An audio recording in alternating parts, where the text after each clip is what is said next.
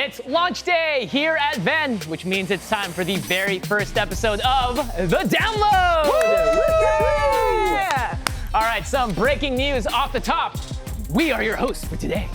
That's right, Jimmy. We're the news show that cares about everything you care about. Got anything to add, Degon? I do. These pearly whites and this laugh.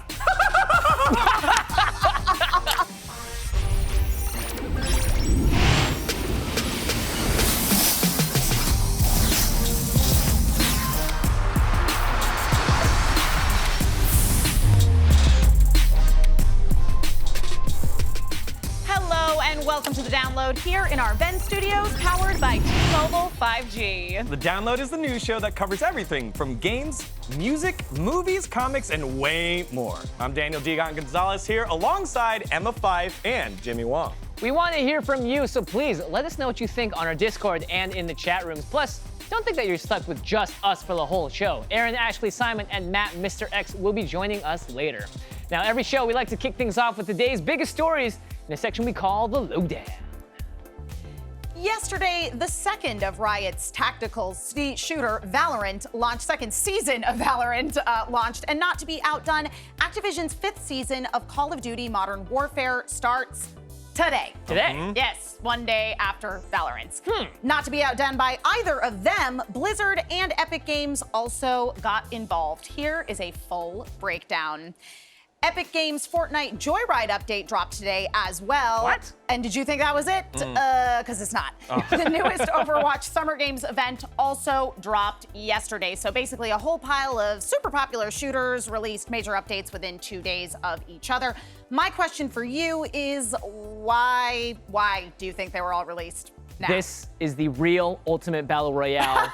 The FPSs are gonna fight each other to the death with releases. Dang. Yeah, right now. There were a lot of numbers to keep track of. It was like Season 5, and then Act 2, and then 2020 Summer Games, and then whatever update Fortnite is. But I do think, It's still in though, beta, actually. yeah, that's what it is. I do think, though, that right now is the time for publishers to push out these updates for games because everyone's stuck inside, and with how everything's happening with the pandemic here in the States, it felt like maybe we were moving to a time where we were going to be able to go out and start going out in the world, but numbers started going up, everyone's stuck inside, so all the publishers being like, blam, we're gonna release it all right now, push it out, push it out, push it out. Yeah, it's a race, right? And if you're not out ahead of it first, you may just miss the boat entirely. Yeah. I don't play that many FPSs, but if I'm gonna choose one and all of a sudden all these other things are doing cool stuff, I might jump to them. Exactly right. Yeah, I mean, again, I'm FPSs are not my particular realm either. However, I will say that, you know, with any of these games, they certainly have their core fan bases. And while I do think that the sort of Venn diagram of who is a, see what I did there? Who is a fan of each individual game is maybe not quite as large as one might assume, there is definitely some crossover there. And so if you are, say, Valorant, you're putting out your second season, and Overwatch isn't doing anything new, then maybe some people who were playing Overwatch were like, you know what, I think I am gonna try out Valorant, and then they decide they like that better and they stick with it, and Overwatch loses some players. That is true because the final day of Valorant ranked season recently came out, and I grinded that game so much that I was way too tired to even care about what Call of Duty and Overwatch put out. Really? Because, you know, Just because of the deadline. Yeah, the deadline was really pushing it forward to really hit the rank. And so as these games are starting to have like seasons and acts, it almost keeps the game replayable and refreshed every time. Right. New skins, new drops, whatever it is, there's always something to keep coming back to. And it's a race, all right? Yeah. These games don't have huge content updates, but they do have seasonals. So that makes sense to me. All right, well, speaking of games battling it out, last week has seen both Microsoft and Sony taking big swings at each other while they ramp up the launch of Xbox Series X and the PlayStation 5, respectively. On Monday, Sony announced that Spider-Man will be an exclusive character for the PlayStation version of Marvel's Avengers. Meanwhile, Microsoft confirmed over the weekend that Halo Infinite multiplayer will be free to play at launch. What does that mean for Sony and Microsoft strategies for next console generation? Sony be out there flexing that Spider-Man IP again. Yeah, that's right. Exclusives. Sony loves exclusives. Yes. Xbox just doesn't seem to care up as much about that, it seems, Oh, right? no, I mean, from what I can tell based on what we've seen out of Sony and Microsoft with their next-gen consoles is that Microsoft might not actually care about selling Xboxes and is more interested in getting people to sign up for Game Pass, whereas Sony is trying to sell PlayStations. Right. That does make sense, right? Because you have xCloud, you've got Game Pass, you have all these services that Microsoft are trying to push onto people. And when you think of exclusive narrative games, to me, it's PlayStation, right? Ghost of Tsushima just recently came out. You have The Last of Us 2. Before that, you had the Uncharted series. So it feels I'm sorry, like you're going to completely skip over the Final Fantasy VII remake like the that? Final Fantasy All right. right? So you Okay. have all of these different games kind of put on that PlayStation platform. So Microsoft's strategy feels like, hey, as long as you're using a PC or on Xbox, you're kind of fine. Do you even think that these consoles care as much about how the other is doing as opposed to just how they're doing? Because I feel like the thing that really matters is Microsoft needs to go out there and report their annual sales or whatever it is, their revenues to their shareholders. But they're not going out there saying like, and we beat PlayStation by so-and-so. Like, I feel like that's not a huge part of that conversation. It's just inner focused. No, I don't think it definitely isn't for either one of those, because it does feel like we're starting to identify what the important things for those two companies are. PlayStation's for Sony and Microsoft services for Microsoft, Yeah, right? it's interesting because I do feel like each of them have such unique brands already, and just as we go forward and what we're seeing them put out as sort of the future of their own consoles, it just feels like more of what we already kind of had a sense of, which is again that PlayStation is really focused on those exclusive, or at least like exclusive for a year before it goes cross-platform, narrative-driven games, whereas Xbox, it's more about like, hey, let's get as many people to sign up for our cloud services as possible and play games together. And that's not necessarily totally fair, because No. they do have Halo Infinite that is coming course, out, yeah. will Yeah. be going free to play, and I think that's an interesting subject, because does it feel like free-to-play multiplayer is the way to go? We did see Modern Warfare do that recently with the Call of Duty franchise. In some ways, you wonder if games that are not going free-to-play multiplayer are going to be able to remain competitive in the gaming market. Because again, yes, Halo Infinite multiplayer free-to-play. However, you will also be inundated with ads for, hey, purchase the rest of Halo Infinite and all these other add-ons and things that you can get. Yeah, I'm interested to see what's going to happen. For me, I personally just don't care enough about paid games these days. If I'm going to pay $500, $600 for a console, maybe we all have to just go free to play, just because that's the only way we can afford it. All right, Riot Games announced on Monday that it signed a 3-year deal with Chinese video site Bilibili to give the site exclusive rights to stream international League of Legends events in China. This comes on the heel of last week's announcement that October's League of Legends World Championship will still be held live in Shanghai, China, however likely without an audience. Now, there's no word as to what measures Riot Games will be taking to keep the players safe, but more word will surely come later.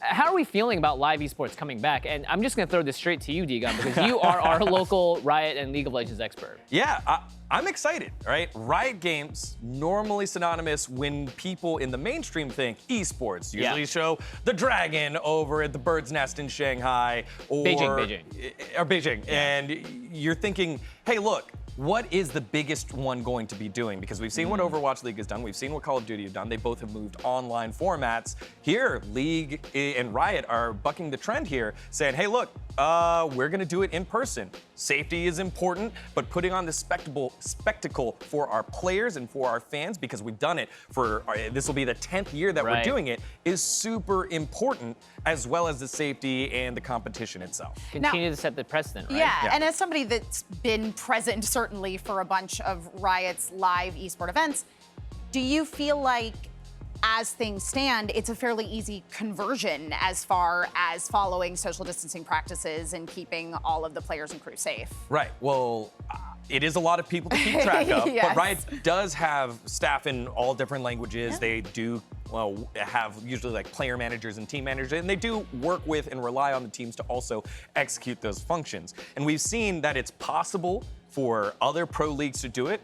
Major League Soccer had their bubble. They did that over at Disney, as well as the NBA, which is currently doing that right now.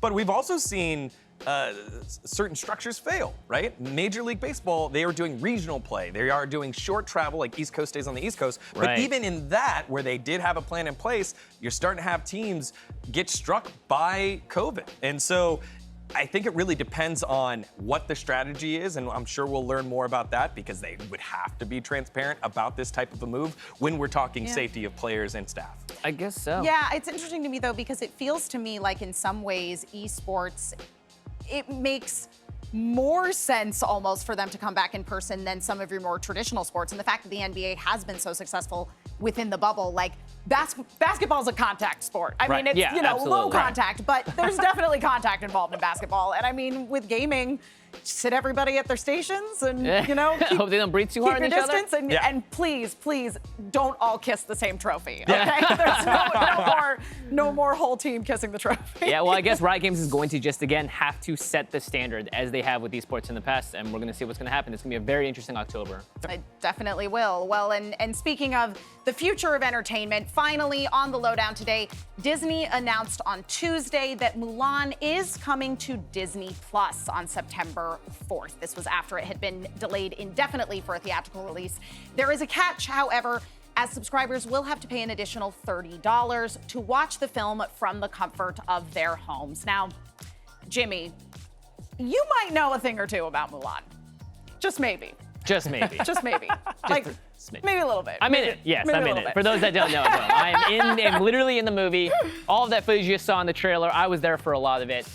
I'm conflicted because I want people to see this movie in the theater. One of my favorite experiences growing up is being able to watch a movie in a theater and seeing it on the huge screen, hearing the noise and the music blast all around you and really bringing you into the movie. And that's what the cinematographer, the director of photography, and Nikki Carroll, the director, that's what they really wanted to bring with this movie. And that's why they shot it on location, minimal green screen, right? This isn't like Avengers in space. This is on the ground, real life. And it's unfortunate that we can't have that experience in theaters, but this movie, I think, you know what, it still is gonna look beautiful and play beautifully on a big screen, and I really, really do hope that people take the effort, if they can, to not just watch this on their phone, but to really enjoy it to the max. Yeah, but to do that, one of the things that stuck out to me is that it's not just your Disney Plus subscription, it's $30 on top of that. So it's a exclusive rental almost. Yes. Do you feel like that's too much, especially in times like now where, hey, look, we're kind of penny pinching and things can be tough? Yeah, I mean, I can't disagree, right? $30 does seem like a pretty steep price, and I'm not gonna go out there and be like, oh, suck it up, pay it, watch my movie, because that's just not the right way to respond to something like this. Right. Obviously, they're a business, they need to follow whatever they need to do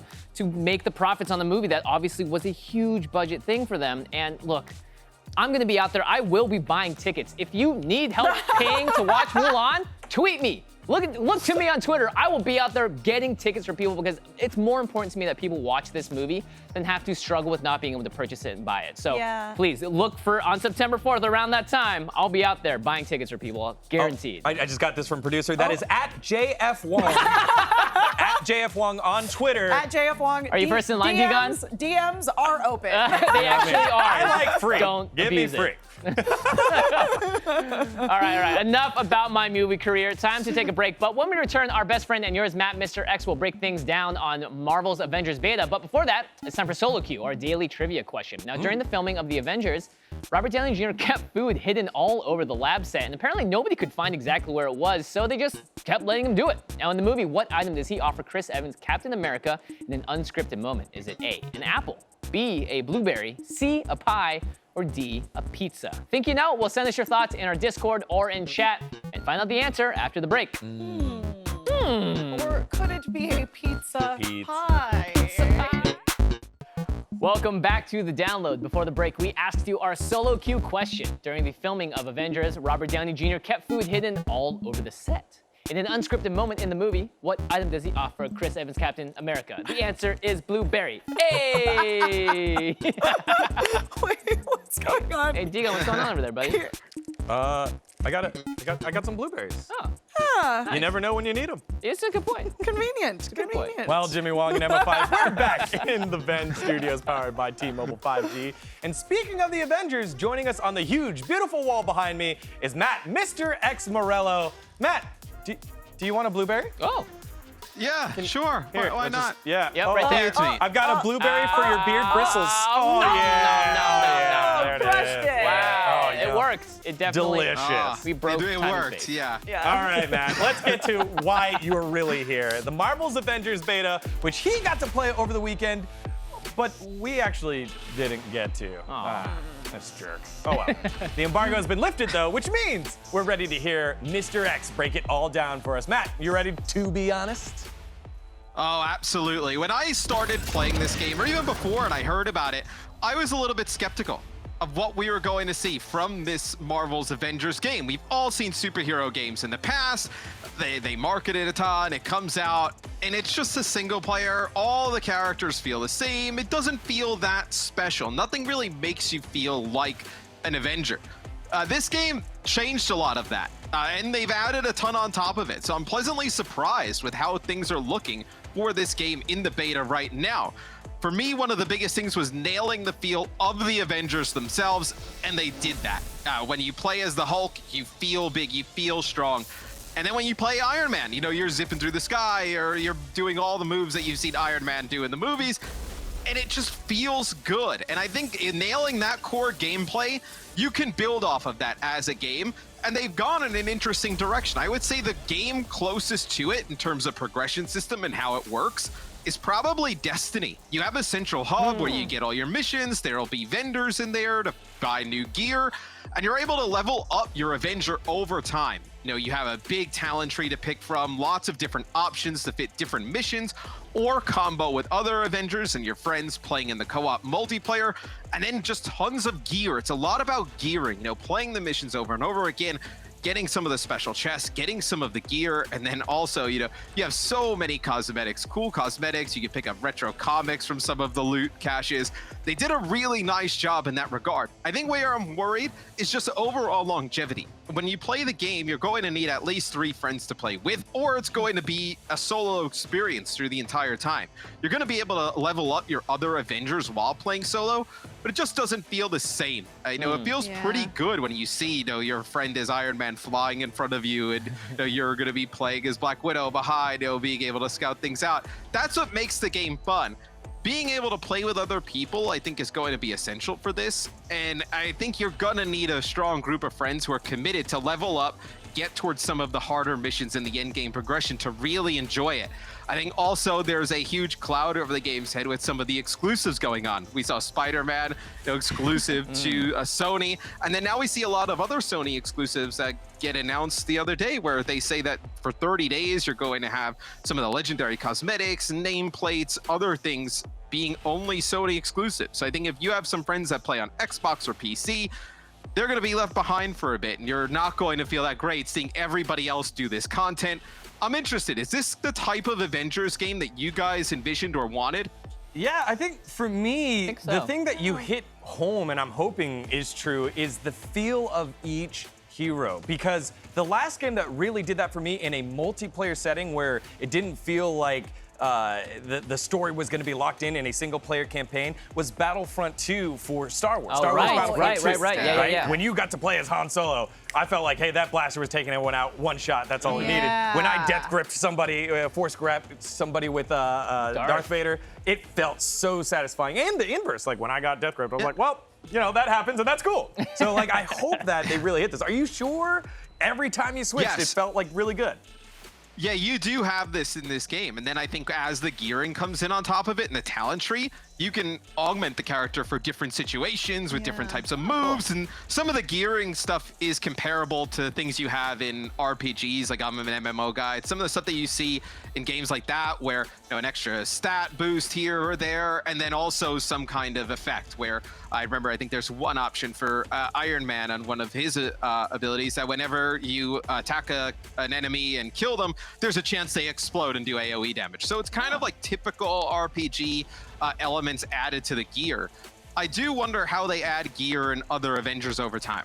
Yeah, interesting. I mean, it's exciting to me, number one, that the characters are so different and that there definitely seems to be an impetus for people to focus on leveling up different characters, because as you say, you need to be playing 4 different Avengers to be part of a team.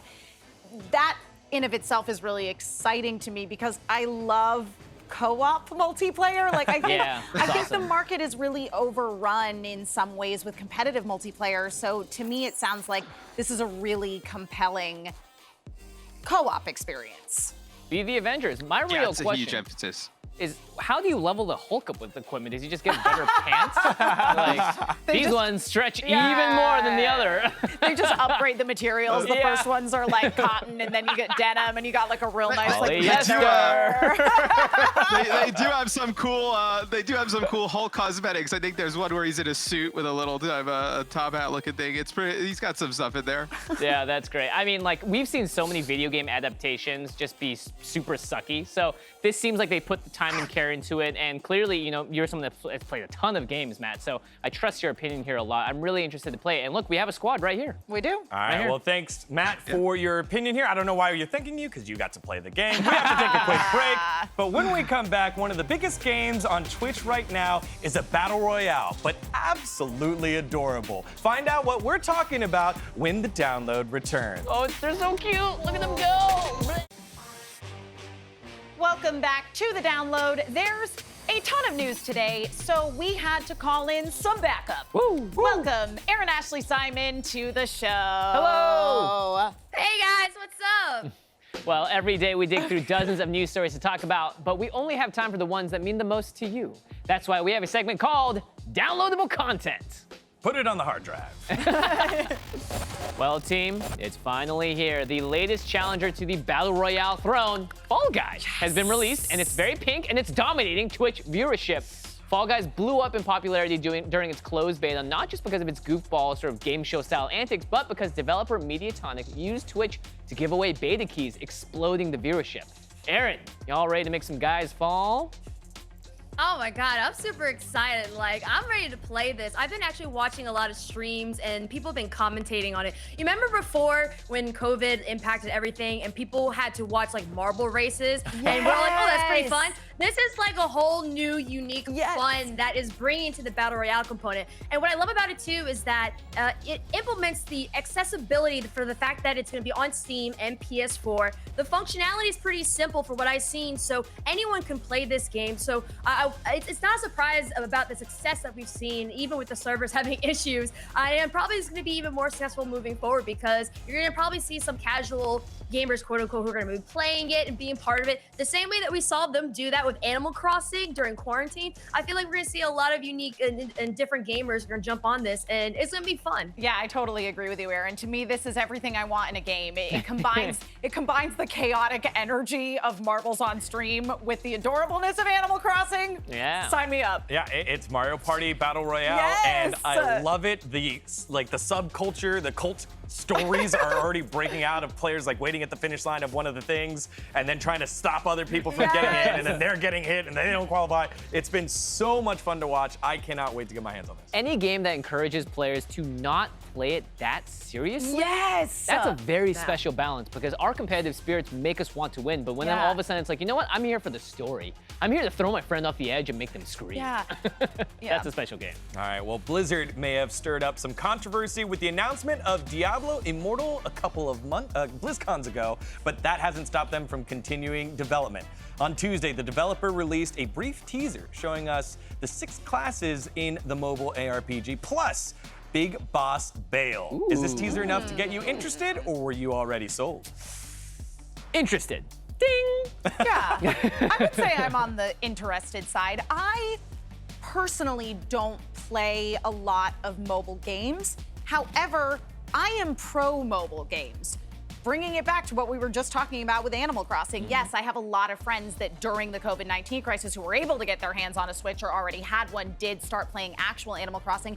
But I know a lot of people that got introduced to that game via Pocket Camp, which, you know what? No judgment. I might have played it on the GameCube back in the day, but not everybody can necessarily afford a console, whereas everyone has a cell phone. So if this is gonna bring the good word of Diablo to more people, like, I'm for it. Yeah, I'm on the same boat with Emma. Like, I'm not really into mobile gaming. I have to say, though, COD Mobile did pique my interest, but I'm curious to see just how increasing the US, the focus and attention towards mobile gaming. I mean, from a casual standpoint, we've seen the numbers, but I'm even interested in moving forward, like the competitive scene and just how we can become an even bigger market when it comes to mobile gaming. Of course, we know Asia is a massive market for this, but I guess a quick question for you guys is, when do you think that we'll collectively care in the United United States about mobile gaming and just more of the advancements in terms of that. Yeah. I feel like it's coming soon. Yeah. Right? PUBG Mobile, That's Wild right. Rift. There's a lot of entries out there, right? Yeah, Wild Rift coming out for League, PUBG Mobile, I got to work on that. The scene is growing and it feels so much grassroots. It's just taking one more step to go full in mainstream. I am surprised though that none of you guys went back, you grinded it out in Diablo 2 with your meth runs and your bail runs, trying to get everything. No one was excited when Diablo first died in Diablo 3. I remember that was like a world's first kind of thing. Am I just the only one? Am I the crazy one here? I was stoked. I love Diablo 2. It was one of my Yeah. first games I lost my life to, so that's saying a lot. Figuratively lost his life.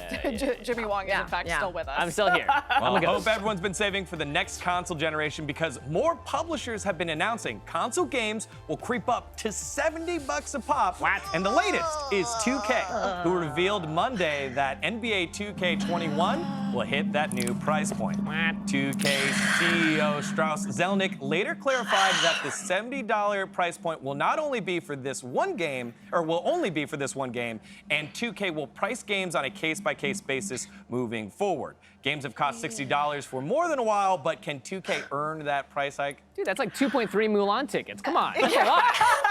I mean, listen, that's gonna be a no from me, dog. I just really, listen, you guys, I don't know why $70 sounds so much more expensive than $60, but it does. Maybe if I was really into these NBA 2K games, then perhaps $70 would not be a deterrent. I don't care about these games.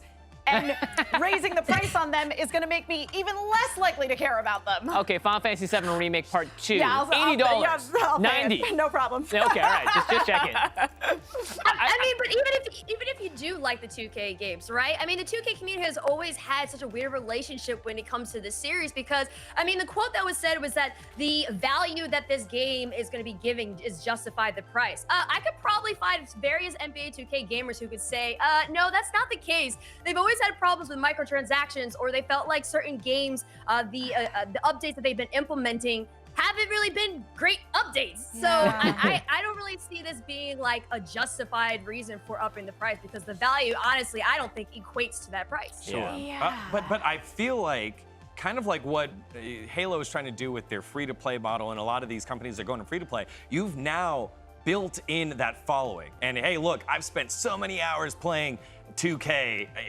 I feel like now this is worth spending that extra little bit because I feel like I know them. I feel like this is my game, this is my company, this is my family, these are my friends, and so I want to spend that to help it be successful. I mean, look at that sweat right there on Zion. Look at that sweat. I think it's a model that people are starting to move towards, and I personally think it's going to be successful. People are going to play the game whether it's $10 more or not. I mean, I guess as long as you take the possibility of microtransactions out of the game and basically you pay that $70 price tag and then any That's DLC it, going yeah. forward is all included for free, I can see the value there. Yeah, Animal Crossing. Yeah. That's what we're talking about, Yeah, right? exactly. Yeah, Animal Crossing. Yeah. You just pay the one price tag for Animal Crossing and they're like, here are all your updates. Slam dunk. You can now fall on your face. All right. Well, And a quick note. I'm sorry. Quick note with that too. Is, I mean, 2K in the game, like the microtransaction is giving you, it should be giving you the option to be able to advance and not have to grind. But the biggest Yeah. implication is that you're kind of forced into these microtransaction moments for 2K. And on top of that, listen, 2K has no competition, so they're gonna do whatever they want. Facts. there you go. Well, from taking more money to giving money. On Monday, HBO, in conjunction with Between the World and Me author Ta-Nehisi Coates, presented a $1 million donation to Howard University in order to establish the Coates, Forbes, Watson, HBO Dream Seekers Endowed Fellowship. That's a Sick. long one. Intended for students pursuing careers in arts for the historically black university in Washington, D.C. Aaron, with inclusivity in the arts such a big conversation right now, how huge is this? I mean, this is massive. I mean, if we look across the entertainment industries, HBCUs have honestly been overlooked, and they have also been overlooked in the esports and gaming world. I mean, in addition to that, we just also saw the news about Twitch and community helping to build an esports league at HBCUs. Now, the cool thing is there's a lot of celebrities who have come from HBCUs. I mean, 2 Chainz, you have Samuel L. Jackson, You have so many different people. Spike Lee, Killer Mike. So HBCUs have proven to show and bring talent to the forefront. It's just, I think sometimes when people look at these historical Black colleges, they don't equate it at the same prestigious level as like elite universities, because for some reason, when anytime anyone thinks of diversity, they think of lack of qualification or not as good. And so I'm hoping that this will change and also will contribute to improving diversity and inclusion in entertainment and just everywhere, honestly. That's so fascinating to me, Aaron, that you bring up that idea about Howard, because I have friends who went to Howard who are Black filmmakers. And so I hear Howard University and I think, oh my gosh, like what a prestigious school with all of these really intelligent, really creative, really successful people coming out of there. So again, that's my personal experience. So I'm totally with you. Like it'd be nice to see this kind of color the way or recolor the way that we think about diversity. Because as you say, there is this like stigma attached to it right now of like, oh, you're just hiring for diversity's sake, instead of saying, no, actually, like we're just finally giving these people the same amount of consideration and opportunity that they have previously not had.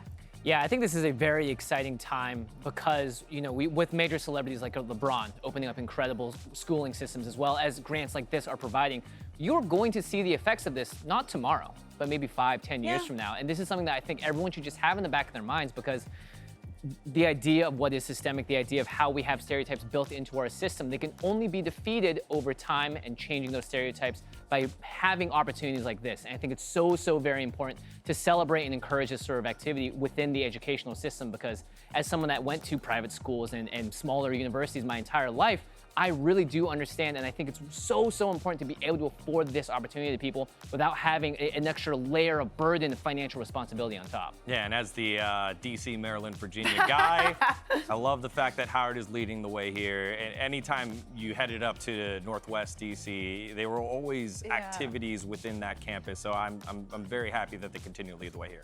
Yep. Also, Jordan Peele put it in us, so. Absolutely. Dad had on a Howard sweatshirt, I'm just saying. All right, it's time for us to step away from the keyboard for a few minutes. But when we return, we've got a kids show / book series crossover that will blow some minds. Find out what we're talking about when the download returns. Be right back.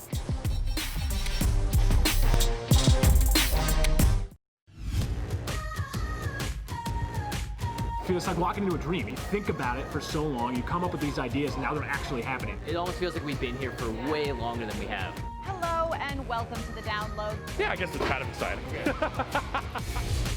The download is our version of your daily news hits. Everything that's big around the gaming, pop culture, tech space, we're here to deliver our unfiltered opinions on it, and that's something that's really important. I'm so happy to see the intersection of culture, esports, and gaming coming together. So many great experts from all these different fields. It's gonna be really fun. Be a home for people to call home. I think that's one of the coolest parts. This is the like dream job that I never knew that I needed.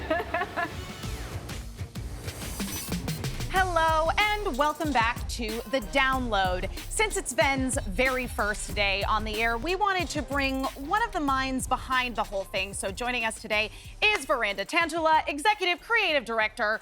Most important question is, are we doing a good job so far, Viranda? I mean, as you can see, we moved myself over here to be on the stage with you, but Jimmy and Degon they're still here. Hello, They're Jimmy. still here. They're just very far away. I love this. Because we want to maintain safe social distance while here in studio. This is amazing. It's so crazy to see this like come to life. And yeah, I mean, this is wild. This has all been kind of in our imagination for a long time. It's really surreal actually watching the show. Yeah, absolutely. I mean, again, we put this all together in a time of a global pandemic, so pretty wild. I think we can do anything now. So, first of all, congratulations on the launch of the network. After all these months, it must feel pretty good to be sitting here today. It feels awesome, you know? I'm trying to take like a moment. This is actually really fun because this is the first time I haven't had to work in a minute. Like I get to sit here and watch the show. Yeah, you just get to kick back and relax, and we ask you the questions. Exactly. Actually, the last time I think we spoke, I was asking you questions. Yeah, I think that is correct. Yeah. But no, this is truly awesome. And also, like, yes, like we're celebrating the moment, taking a beat today, but you know, really, it's this is the start of the race now. Yeah. You know what I mean? Oh, yeah, this is not absolutely. the finish of anything. Yeah, I mean, just putting the whole thing together was such a massive undertaking in a super short time. Now that we have launched and leading up to the launch, Yeah. was there ever any doubt in your mind that this was gonna actually happen? I think anyone that would tell you that there's no doubts is like lying to you. Yeah. Yeah. Yeah, many doubts. Like trying anything that's not been tried before is like, it's really difficult. And yeah, there's like a lot of days where you wake up, you're like, this day's awesome. And then there's other days where it's like, everything seems impossible. You know what I mean? Yeah, absolutely. And yeah, like, you know, you just have to kind of persevere through. And I think I've been lucky to have mentors. I've had heroes that I've read about that like have written about their anecdotes, you know, like, hey, some days like the thing you're trying is going to literally seem impossible. You gotta like find a rallying cry and like, I don't know, I think of like Frodo and Sam, right? Like Sam can carry like Frodo up the hill. Like I could do this, come on. You know what I mean? 100%. Or, like, I'm here for Gimli any running through the best friends named Sam, which is a recurring trope in fantasy. Yeah, exactly. All right, well, V, it's not just about gaming here at VENN. It's also gaming culture and gaming lifestyle. Tell us how the network's overall approach came about and your stamp on that. Yeah, you know, I think one of the key pieces of VENN, yeah, somebody made a Venn diagram joke earlier, but, and we talk about that a lot, but it really is about the Venn diagram between gaming and culture. And the fact that like, in the world we're living in, like, gaming is just a piece of everyone's day-to-day lives in the same way that like food or film or fashion or art are, you know what I mean? Yeah. It's just for one reason or another, like in kind of high produced content, like high value, high production value content, like it really hasn't been portrayed that way just yet. You know, it's starting to crack through. A lot of the high production value content has really been around esports. Yes. And actually, I was lucky to work on a lot of that stuff in the past. But we found ourselves, like myself and a few of the other folks that were involved in starting VENN, we found ourselves like looking forward to those moments where we got to spend, you know, 10 months a year making a 10-minute like opening ceremony to an event, or the moments that we got to play with like music and fashion and things like that, and blend worlds seemingly, like that's super fun. Yeah. Absolutely. Yep. Now, V, you and I have known each other for, geez, close to 6-7 years now, and just the amount of stuff that I've seen that's come out of you is just astonishing. And this company grew from, you know, several employees to now over 100. And a lot of that has been shrouded in a lot of like, how do we do this and make it safe for people during this pandemic with COVID-19? Do you want to talk a little bit about the efforts and the lengths that we've gone to as VENN as a whole to make this work? Absolutely. Like, I mean, I don't know if I need to talk about it. I mean, you can like, see it. You can see it we right could here. get a wide right? on the whole And- studio here. No, you know, one, we're taking it like super seriously. It's something that's like our safety means a lot to us. Yes. It's actually, what's really funny is like this thing that I'm wearing, they probably have you take yours off, but like everybody here has to get checked in every day, you know, go through a pretty rigorous test. You know, one cool thing that we were really lucky with when we were planning this place was our studio was about 1/3 of the way into design when this whole crazy thing happened, this like wild one of a 2020 like hit us. And so we were actually able to like start pivoting and redesigning our space layout and things like that. The desk that you're on, it's a really funny story because I know every object in this room like really intimately because I've seen it go from like napkin drawings to 3D drawings to whatever. I remember like coming into the studio for the first time and seeing that thing and being like, something about it's different. Yeah. And I found out that they built that like outer ridge, They right? did, yeah. It makes it so that there's 8 feet between all 3 of you versus, you know what I mean? Yeah. Versus a shorter distance and things like that. So lot of measures. Just to say the least, you know. So, Viranda, I hear that you are a big Lego stan. I am. You want to Ooh, tell us a little bit about some Lego projects you may be working on or have recently completed? You all have done your research. Okay. Now you're scaring me. Okay. Yeah, big fan. I think like ever since I was a kid, like it's just like the ultimate way to kind of express yourself as a, you know, and being somebody like that loves visual mediums, it's always been close to my heart. And you know, as of the last couple of years, there's these crazy like collector sets that overlap I'm all about overlap, right? So it's like overlapping fantasy and whatnot. I built the 1989 Batmobile recently, the Tim Burton one. Oh, yeah. Yeah, that was glorious. Actually, what was funny was on New Year's Eve, I ended up catching a common cold or whatever, and so I couldn't really do anything on New Year's Eve. And I bought the thing, and I hadn't like built it yet. So that was like 1 week's worth of build. It's fantastic. Wow. Weighs a lot too. Sounds to me like you were reliving your childhood in a really meaningful kind of way. And before we let you go, we actually found some adorable photos on your Instagram. Oh my God! There he is! Who needs a fade? Stop. Not that guy. I mean, listen, you could have been an international Instagram model as a child. Stop. Still is, Instagram still is. existed. Stop. In your wildest dreams back then, could you ever imagine you'd be launching a whole network come 2020? I think one of these young lads would have been. I don't know if I would ever believed it. Right? Like the fact, if you were to tell this guy over here that like there would be you couldn't have a TV network for gaming, that you could make any money doing anything related to gaming, like that would have been crazy. Or that like music. I used to have a huge imagination as a kid. And I remember imagining things like, what if like the X-Men characters could fight the Street Fighter characters, and then stuff starts to happen, and my mind is just like, like this is crazy to me. I'm like, I can't believe this is real. I'm just thrilled, and like, hopefully we can inspire, inspire another generation or whatever. I am inspired by you, Viranda, and just so thrilled to be here. So thank you so much for joining us. And congratulations again on the launch of VENN. I've got to head over to the desk on the other side of the studio. So it's time for the download to take a quick break. And when we come back, one of the most hellacious comics is headed to tabletop gaming. Think you know what it is? Tell us either on Discord or in chat. Find out when the download returns. Woo! Hey. Welcome back to the download. Before the break, we teased a demonic comic getting its own tabletop spin-off. And of course, you know what? How could you not guess it? It definitely is Hellboy. Published by Dark Horse Comics and developed by Red Scar, the upcoming tabletop role-playing game will let players become members of the Bureau for Paranormal Research and Defense. Now that gets us to TLDR, stories everyone was too lazy to read. Now, does this RPG make up for the 2019 movie? It was bad. I hated it. It was so sad. Yeah, right? This is like another opportunity to get it. I think so, right? Anything else that kind of covers it up, right? We don't destroy Avatar because the movie was bad, right? Totally. And so anything else that came after the live action portion of the Avatar was great. It was fantastic. It was so much better. Absolutely. Yeah, and also like the original duology, because it's not a trilogy, there were only two of them, Hellboy movies were great.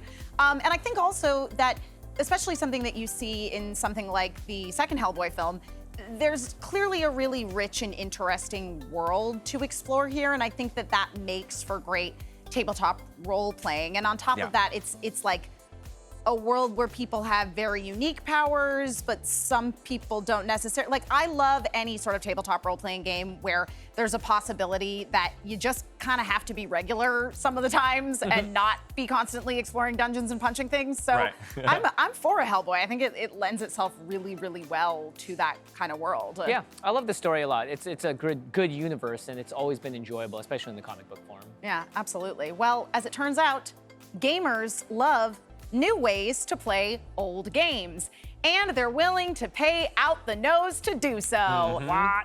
The Analog Pocket, the FPGA-based portable handheld that could play any generation of Game Boy games, went up for pre-order on Monday and probably sold out in less than 15 minutes. What? The wildest part is it cost $200. That's like 5 Mulans. You think that might be a deterrent, but apparently not. Hold on to that money and buy Mulan for all your friends. Let's talk about how cool that this thing is. It can read any cartridge from this Game Boy era, including like non-Game Boy games. It has a dock as well. It has the feel. It's got a really high pixel screen. I mean, this is pretty freaking cool. Yeah, to me, I actually feel like I'd pay $200 for this. Like, no problem. Yeah. The product's cool, but the shock around the fact that it goes away just tells me that you guys don't buy a lot of sneakers. Dion, you have to school on that, us on that sometime. Okay, the convergence of nerds and jocks continues. 49ers player George Kittle, one of the best players in the league, revealed a new huge tattoo this weekend, and it's Master Chief Now, when one of the best tight ends in the NFL gets a Halo tattoo, does that mean us dorks have finally unified with our sports-playing brethren?